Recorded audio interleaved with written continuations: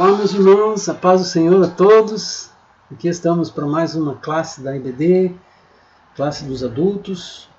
E hoje vamos falar sobre você e a igreja local. A nossa igreja presbiteriana de Boston, onde nós congregamos. Antes de começarmos a nossa lição, vamos orar ao Senhor, ok?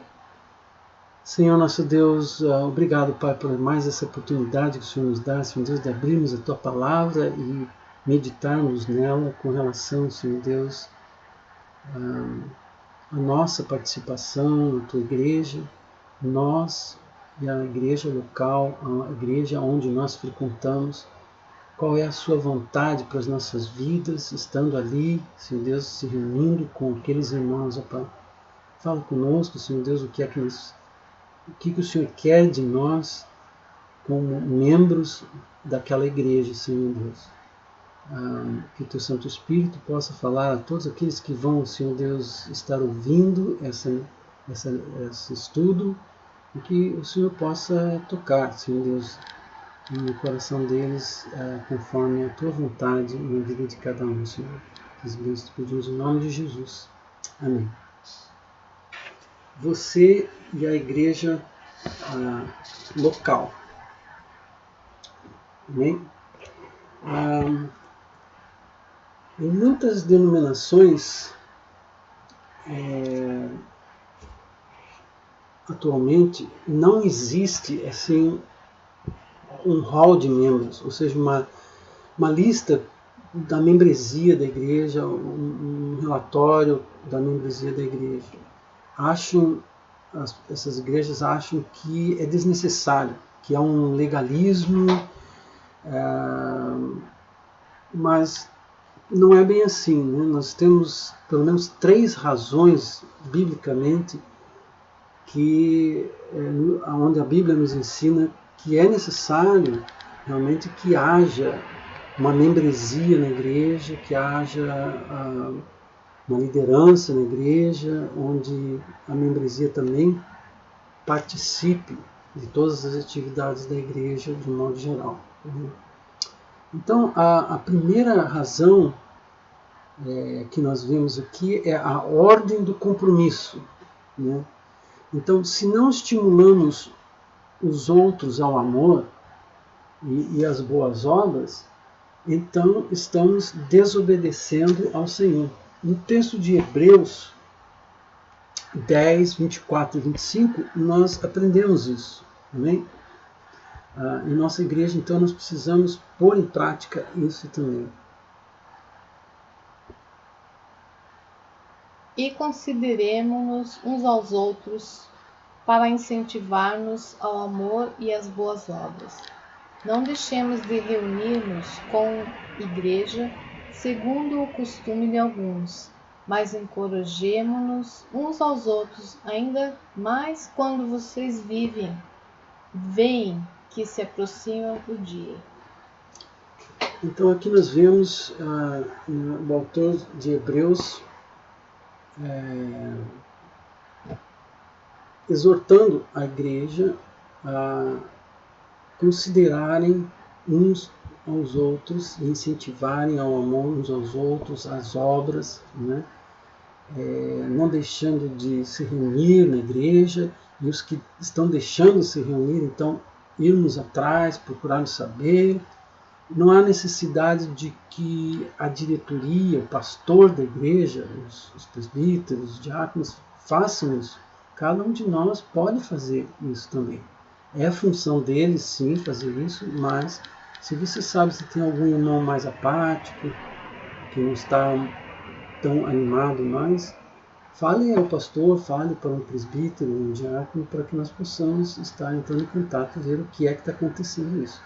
Por que está acontecendo isso? Né? Então, o principal contexto em que Deus quer esse envolvimento é no corpo local de crentes, portanto, o compromisso assumido é também com a igreja. Isso que o texto está dizendo. O compromisso assumido é também com a igreja. Não basta dizer que somos uma parte da igreja universal ou invisível. Devemos ser também ter também compromisso com o grupo local ou visível do povo de Deus. Ou seja, então há muitas pessoas que se convertem e começam a participar de uma igreja local, mas como se ela fosse uma igreja invisível, né, onde não há necessidade dela se envolver com nada na igreja. Né? E não é bem assim. Né? Quem faz a igreja... A igreja invisível é aquela igreja ideal, a igreja perfeita. Né? Então, nós temos que trabalhar para que a igreja local seja a mais possível parecida a essa igreja invisível, aquela igreja que vai ser levada aos céus, que nós não sabemos quem é que vai para os céus. Você tem certeza que você vai ser levado aos céus? Se Jesus voltar hoje, você vai estar indo aos céus? Então, é bom que tenhamos essa certeza. Né? E para isso, o texto aí diz, né, é bem claro, e diz que nós precisamos estar animando uns aos outros, incentivando uns aos outros, e reunindo-nos como irmãos na casa do Senhor. Amém?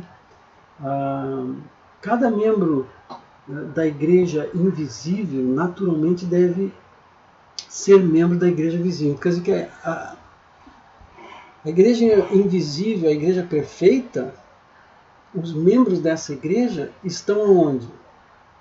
No ar, voando, escondidos. Aonde eles estão? Eles estão reunidos numa igreja local.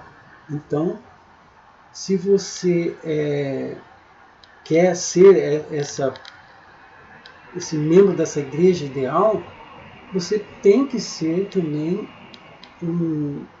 servir ao Senhor na igreja local, onde você congrega. Né? Daí assim você pode chegar a isso.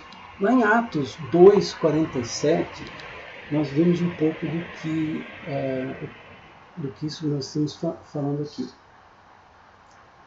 Louvando a Deus e tendo a simpatia de todo o povo, e o Senhor lhes acrescentava todos os dias o que iam sendo salvos. Então, o Senhor acrescentava todos os dias os que iam sendo salvos. Aqui, então, louvando a Deus e tendo a simpatia de todo o povo. Então, a igreja primitiva, todos gostavam da igreja primitiva, pelo que estava acontecendo ali no meio. Né? O Espírito Santo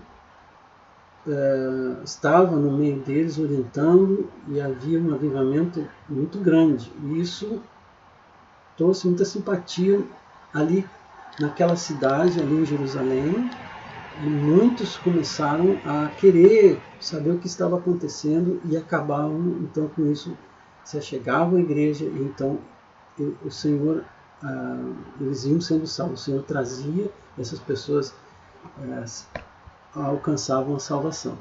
Então, que seja assim também a nossa igreja. Né?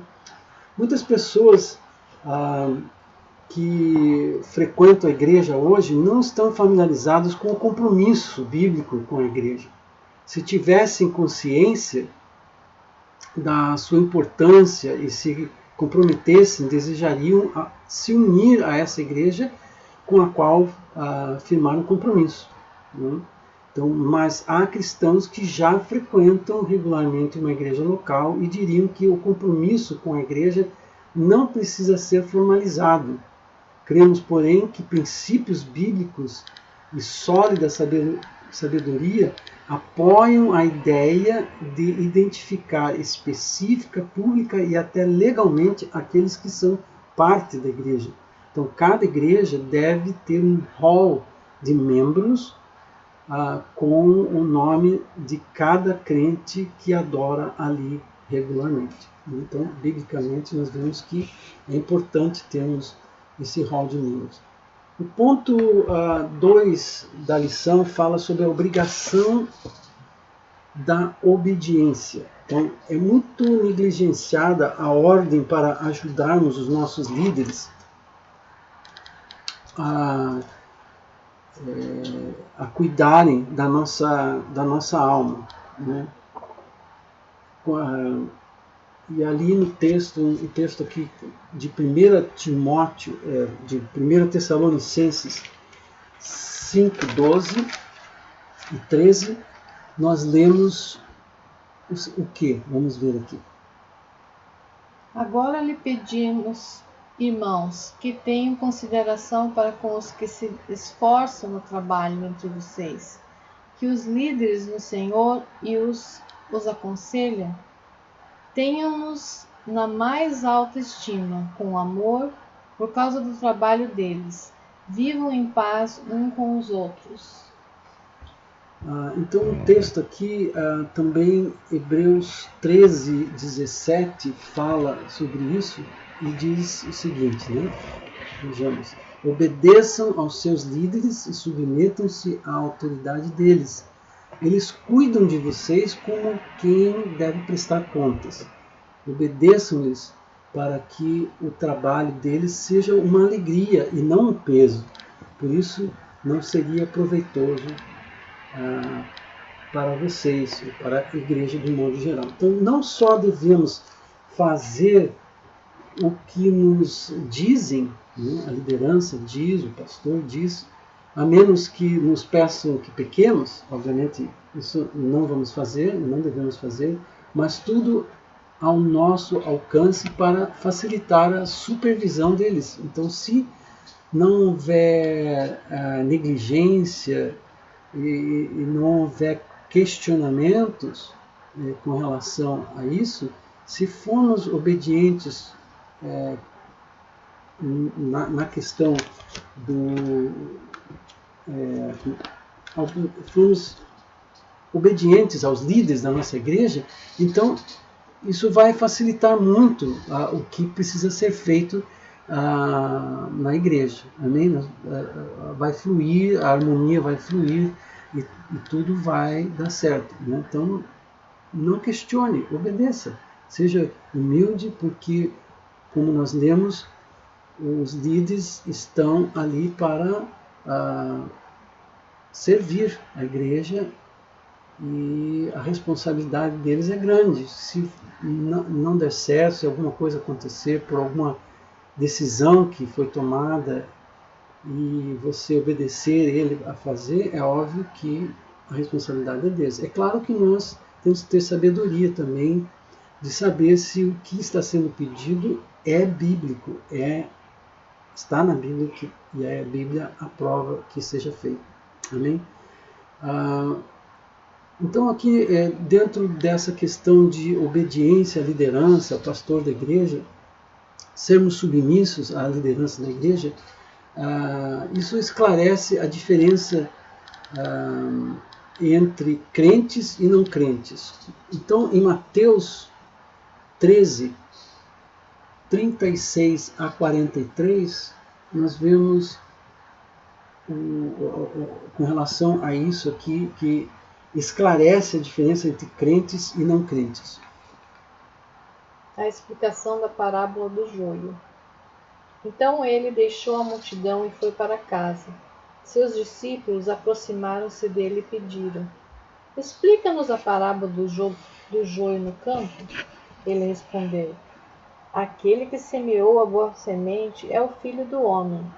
O campo é o mundo, e a boa semente são os filhos do reino. O joio são os filhos do maligno, e o inimigo que o semeia é o diabo. A colheita é o fim dessa era, e os encarregados da colheita são os anjos. Assim como o joio é colhido e queimado no fogo, assim também acontecerá no fim dessa era. O Filho do Homem enviará os seus anjos, e eles tirarão do seu reino tudo que faz cair no pecado e todos os que praticam o mal. Eles os lançarão na fornalha ardente, onde haverá choro e ranger de dentes. Então os justos brilharão como o sol no reino do seu Pai. Aquele que tem ouvidos, ouça. Então, a membresia não diz, o hall de membros não diz quem é cristão verdadeiro né? Nós vemos a parábola do joio e do trigo, porque muitas vezes nós não temos bola de cristal, digamos assim, não temos o mesmo poder que Cristo tinha de conhecer o coração das pessoas, né? Nós não temos esse poder, mas assim como o joio e o trigo são idênticos praticamente, a diferença é muito pequena, ela na aparência, mas nós vemos que quando o trigo e o joio são debulhados, o joio ele só tem palha, ele não tem semente, e o trigo tem semente, né, que é o importante, que é o que nós queremos quando temos a cultura da plantação do trigo, não é? Então, da mesma forma, no meio da igreja tem aqueles que parecem ser crentes, mas na verdade não são, né? Não são crentes, né? Mas nós temos que estar atentos para identificar quem eles são. Então, há membros salvos e membros não salvos na membresia. Mas é importante ter alguns critérios para decidir se alguém deve ser considerado um cristão verdadeiro. Aí saberemos se vamos evangelizar a pessoa ou encorajá-la ao serviço. Então, tendo a certeza de que não é joio, podemos encorajá-la ao serviço. E se for joio, nós vamos ter que evangelizar. Né? Muitas questões específicas surgem na vida das pessoas também que exigem uma decisão de um modo ou de outro quanto ao fato de serem ou não parte da comunidade da aliança.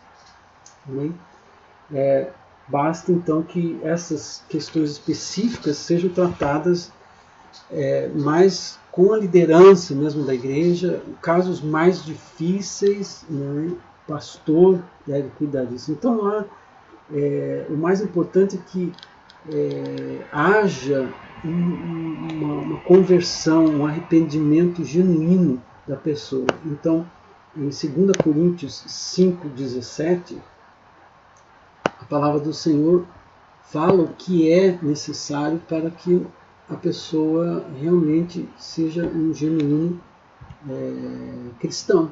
Né? Portanto, se alguém está em Cristo, é nova criatura, ou nova criação. As coisas antigas já passaram, eis que surgiram coisas novas. Então, os que se arrependeram dos seus pecados, aceitaram Jesus no seu coração, se tornam uma nova criação. E daí por diante vamos ver o que vai acontecendo na vida da pessoa, e assim podemos acompanhar e apoiar e ajudar essas pessoas no crescimento espiritual. É o nosso dever. Né? Nós podemos ver como que estão sendo os frutos, né, desse arrependimento, dessa conversão, se ela é genuína realmente ou não. Amém? Um outro ponto que nós vemos com relação à obrigação da obediência dos membros com a liderança, com o pastor da igreja, faz com que a igreja visível reflita melhor a igreja invisível, ou seja, a igreja local reflita melhor o que é a igreja ideal, né? Aquela igreja que nós temos que alcançar, que a igreja local precisa alcançar a ser. Uma igreja visível é gloriosa à medida que se parece com a igreja invisível. Amém? Então, como testemunho perante o mundo, a igreja local deve se parecer ao máximo possível com o corpo espiritual de Cristo, que desfruta de unidade perfeita. João 17, 22 e 23 fala o seguinte: Dê-lhes a glória que me destes, para que eles sejam um, assim como nós somos um. Eu neles e tu em mim, que eles sejam levados à plena unidade, para que o mundo saiba que tu me enviastes e o amasses como igualmente me amasses. Aqui nós vemos Jesus, né, orando ao Pai por aqueles que iriam se converter ao Evangelho, no caso nós. Né? Então Jesus orou por nós, orou pelos seus discípulos, por aqueles que iriam começar o trabalho de evangelização, de crescimento da igreja, de instituição da igreja. Né? E antes, aqui ele orou antes do Espírito Santo, né, vir, depois que ele então foi assunto ao céu, o Espírito Santo veio e aí a igreja começou. Então, como testemunho perante o mundo, a igreja local deve se parecer ao máximo possível com o corpo espiritual de Cristo. Esse é o nosso alvo, a igreja invisível. Essa é a igreja invisível, que desfruta de unidade perfeita, submissão sincera a Ele, que é o nosso exemplo, que é o nosso Senhor, e estabilidade absoluta. Então, isso significa que quem não fez uma declaração de fé fidedigna não deve ser recebido como membro da igreja, mas também significa que todos os que são parte da família espiritual de Deus devem fazer parte de uma igreja local. Então é fundamental que você, ao esteja participando de uma igreja fundamental, uma igreja local, envolvido com ela. É assim que o Senhor quer vê-lo crescendo, né? Passando por dificuldades, por lutas, mas ali, firme, ajudando uns aos outros, nós chegamos ao objetivo, que é alcançar a igreja que vai ser levada ao céu. A terceira parte, com relação à obrigação da obediência à liderança da igreja, é fundamental para uma administração organizada da igreja. Então, é fundamental que haja essa obediência para facilitar isso. Então, Deus investiu na igreja a sua graça multiforme, a verdade da sua palavra e a alma do seu povo redimido. A igreja deve ser um dispenseiro fiel desses tesouros e para isso ela precisa considerar o desenvolvimento e a manutenção da estrutura e da organização. Então, o próximo texto vai falar um pouco sobre isso, né? Que nós devemos o quê? Que tudo que é feito na igreja deve ser feito com decência e ordem. Né? O inimigo, Satanás, aquele que quer destruir a igreja, que procura de todos os meios para destruir a igreja, também tem uma organização. Eles também são muito bem organizados. Então a igreja, muito mais do que os nossos inimigos, precisa ser bem organizada e tem que haver decência e ordem, submissão e temor no Senhor. Amém? Então, vivendo em uma sociedade organizada, há aspectos da vida comunitária que tornam indispensável a membresia formal. Então, a igreja é uma organização definida como pessoa jurídica e tem seus estatutos. Então, há decisões das quais só poderão participar os membros oficialmente arrolados. Então, na parte quando nós temos a nossa assembleia anual, na parte financeira da igreja, tudo que envolve, né, na assembleia, os relatórios são trazidos. Se você não é membro da igreja, você não pode, não deve participar. Você pode assistir, mas não pode dar opinião, não pode aprovar o que foi decidido na igreja. Né? Nesse sentido que há essa obrigação com relação à obediência. Então, o quarto ponto e último que nós vemos com relação a essa obrigação dos membros à obediência da liderança, isso faz com que, dessa forma, orienta a liderança na formação de classes de novos membros. Por exemplo, nós podemos ver que pessoas que estão se achegando à igreja, às vezes, os presbíteros, os diáconos estão envolvidos em algumas coisas, mas você como membro pode, ao ver que tem uma pessoa que não vem na igreja, não tem vindo na igreja, que é visitante, possa achegar-se a essa pessoa e possa acolhê-la, né, para que ela, no futuro próximo, aceite, se converta ao Senhor e torne assim um novo membro na igreja, né? Isso vai ser bênção, né? Quem não vai querer fazer parte de uma igreja que acolhe com amor, com carinho, com alegria aqueles que estão visitando a igreja? Então não é uma tarefa só da liderança da igreja, mas é uma tarefa de todos os membros da igreja estarmos conversando, estarmos acolhendo aqueles que nos visitam. Então, a membresia promove o envolvimento daqueles que estão na periferia da igreja. Isso é especialmente verdadeiro quando essas pessoas percebem que precisam decidir se querem se comprometer ou não com a igreja. Então, a existência do hall, da oportunidade, do hall de membros, né, dá a oportunidade de educar o povo sobre a natureza e as peculiaridades da igreja. Né? Nesse sentido, a participação da membresia também. O terceiro ponto da lição, e o último, fala sobre os privilégios da parceria. Né? E aqui são privilégios, mas que trazem responsabilidades. Né?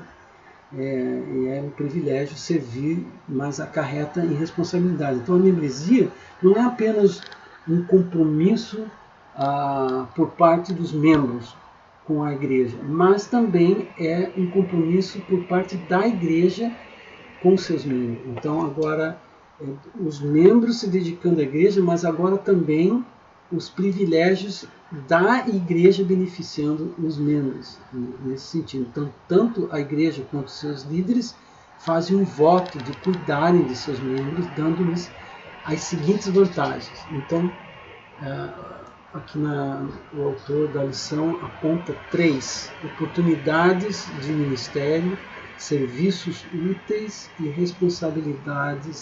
responsabilização amorosa, que entra aqui na parte da disciplina da igreja. Então, a oportunidade de ministério. Liderança, né, você, como membro da igreja, vai ter a oportunidade de ser, talvez, um líder também na igreja, na área de ensino, na evangelização, na tesouraria, na música, no presbiterato, diaconato e até mesmo tarefas aparentemente simples, como berçário e zeladoria, devem ser feitas por aqueles que amam a Cristo e são comprometidos com a igreja.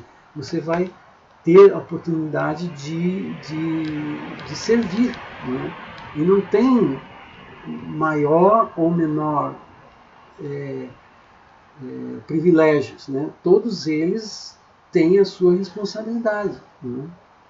Então, por isso é que os membros do corpo recebem dons do Espírito com o propósito de realizarem a obra do ministério.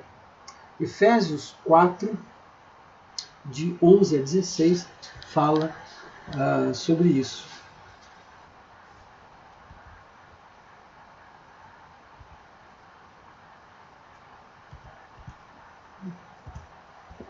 E ele designou alguns para apóstolos, outros para profetas, outros para evangelistas e outros para pastores e mestres, com o fim de preparar os santos para a obra do ministério, para que o corpo de Cristo seja edificado, até que todos alcancemos a unidade da fé e do conhecimento do Filho de Deus, e cheguemos à maturidade, atingindo a medida da plenitude de Cristo.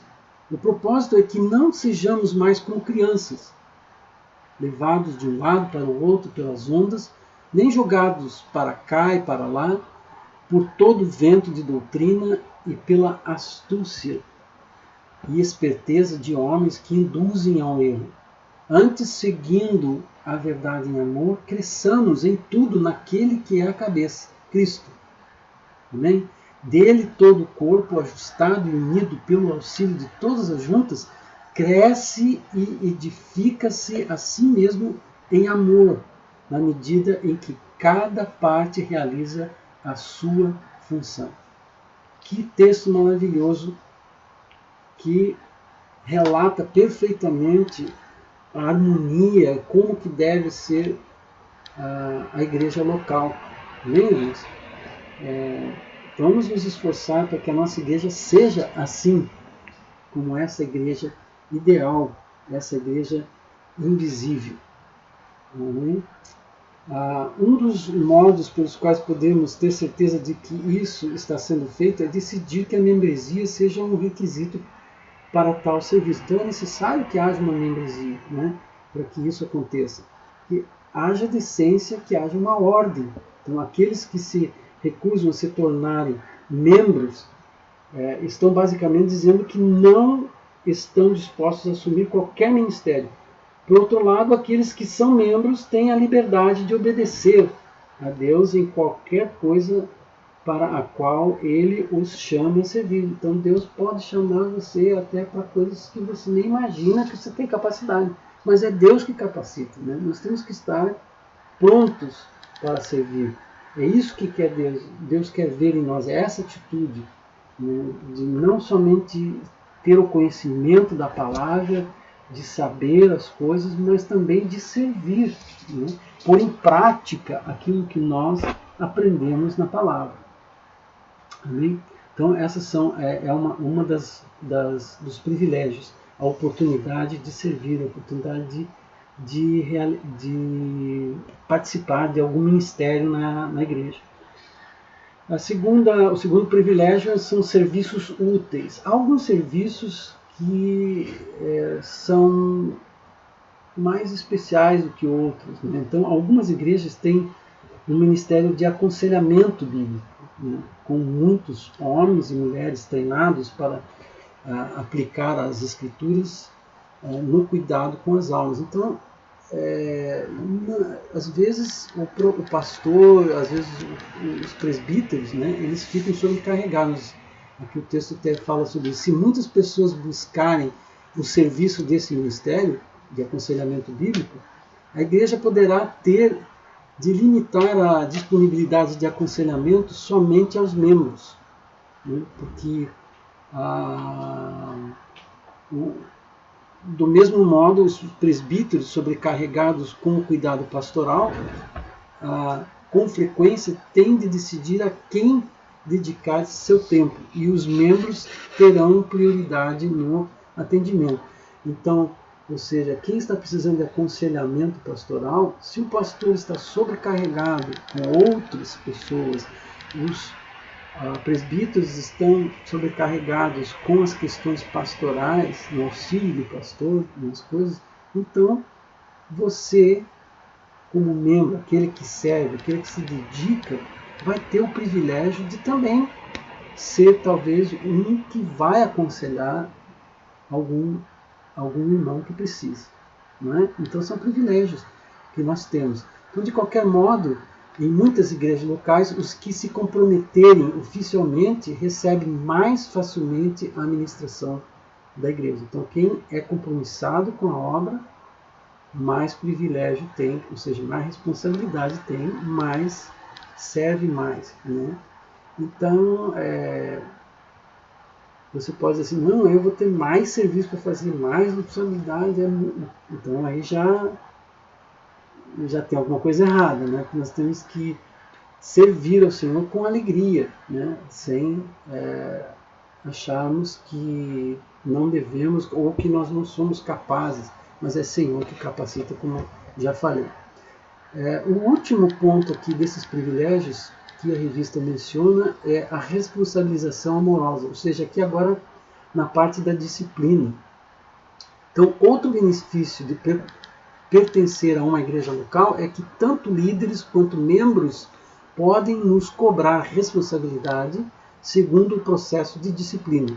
Então, a possibilidade de sermos confrontados com o nosso pecado ou de sermos excluídos da igreja não é o tipo de coisa que naturalmente vemos como benéfico, mas isso acontece por causa da nossa visão obscurecida pela carne pecaminosa.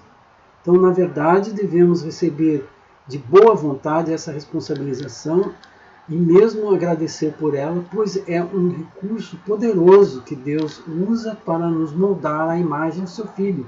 E até mesmo a mais dura disciplina é aplicada para o bem do ofensor. Então nós vamos ver em Hebreus 12, versos 5 e 6, o que a palavra diz com relação a isso. Vocês se esqueceram da palavra de ânimo que ele lhes dirige como a filhos, onde lá no Velho Testamento, eu creio que esse texto foi tirado de Provérbios, né? O autor de Hebreus aqui tirou de Provérbios. Meu filho, não despreze a disciplina do Senhor, nem se magoe com a sua repreensão, pois o Senhor disciplina a quem ama e castiga todo aquele a quem aceita como filho. Então, o amor de Deus sendo dispensado a disciplinar um irmão que está fora do rumo, né? Então, talvez você tenha como membro de igreja esse privilégio, né? Pode ser por causa talvez de muitos casos acontecendo, e talvez você tenha esse privilégio mesmo. Se você é um membro idôneo, uma pessoa que tem buscado o Senhor e tem conhecimento da palavra e tudo, você pode servir na igreja também nesse sentido. Se você não tem a capacidade de exortar um irmão, como a palavra nos orienta, falar ao irmão que ele está em pecado, e se ele não aceitar, você chame mais alguém junto com você, novamente, insista que ele está em pecado. Não é algo contra o irmão, mas é para que ele se converta do que está acontecendo, né? Que ele saia do pecado. E se não resolver, então daí sim ele é levado para o conselho e ali então há mais uma tentativa. Então há 3 tentativas antes de simplesmente excluir a pessoa da igreja. Não se deve simplesmente excluir, né? E qualquer membro idôneo pode, que tem conhecimento da palavra e tem autoridade, pode ter esse privilégio também de exortar um irmão quando for necessário. Então podemos ser responsabilizados e confrontados por outros crentes, mesmo não sendo membros de uma igreja, mas os últimos estágios do processo de disciplina não podem ser aplicados a nós se não fazemos parte da igreja. Então, esse que é a questão. Se a pessoa que está sendo disciplinada é uma pessoa que não faz parte da membresia, nós não podemos disciplinar até o último estágio, porque ela não é membro da igreja, né? Ao ponto de nós não vamos poder excluir uma pessoa da membresia se ela nem membro é, né? Então não faz sentido isso. Então há necessidade que essas pessoas sejam membros da igreja. Por isso que quem participa na igreja precisa ser membro da igreja, para que ela possa também entrar no processo de disciplina da igreja. Então, de fato, nossa falta de disposição para sermos membros de uma igreja é equivalente a dizer que não estamos interessados em nossa vida, em sermos responsabilizados diante de Deus. Estamos tentando nos proteger da disciplina divina, e isso não agrada a Deus. Então, é isso que nós tínhamos para falar aos irmãos com relação à nossa vida e à igreja. Então, irmãos, procurem se envolver na igreja, procurem crescer espiritualmente, participar, ajudar, obedecer à sua liderança e talvez, agora na mudança do ano, quem sabe você vai ser um diácono, você vai ser eleito para ser um professor de uma escola dominical, quem sabe você vai ser escolhido para ser a líder das mulheres ou dos homens, né? O superintendente da escola dominical, né? Então nós precisamos que todos se envolvam, né? Todo ano muda o ano e são sempre os mesmos eleitos, então é bom que mais pessoas estejam participando, sejam eleitos, mas para isso você precisa ser um membro participativo, um membro frequente e envolvido com a obra do Senhor. Amém, irmãos? Então ficamos por aqui. Deus abençoe a cada um de vocês e até a próxima vez, ok? Tchau!